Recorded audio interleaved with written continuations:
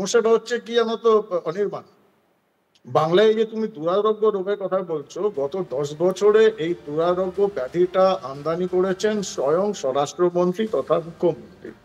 যেদিন ভবানীপুর থানায় গিয়ে যে উনি টিউনটা বেঁধে দিয়েছিলেন যে আমি গুন্ডা কন্ট্রোল করি, সেটা সারা বাংলাতে যত দুর্বৃত্তরা আছে তাদের কাছে একটা গান পৌঁছে গিয়েছিল, মিলে সুর মেরা তুমহারা।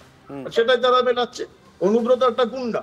এখন সমস্যাটা হচ্ছে বাংলায় এই যে মানে এই শাসক দল বা মুখ্যমন্ত্রী, ওনার তো সরকার থাকবে না দুটো অনু না থাকলে, অনুপ্রবেশ আর অনুব্রত।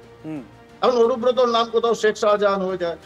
আমি চিন্তিত বাংলার পুলিশে, তাদেরও তো বাড়িতে স্ত্রীরা রয়েছেন, কন্যা রয়েছে। বাংলার বেশ কিছু আইপিএস অফিসারের সঙ্গে আমার ব্যক্তিগত যোগাযোগ, তারা বলেন বাড়িতে গিয়ে আমি আমার স্ত্রী, বউ, মেয়ের কাছে আমি মুখ দেখাতে পারি না, মায়ের কাছে মুখ দেখাতে পারি না। বাংলার পুলিশ এখনো চুপ করে কেন আছেন? চাকরির এত ভয়?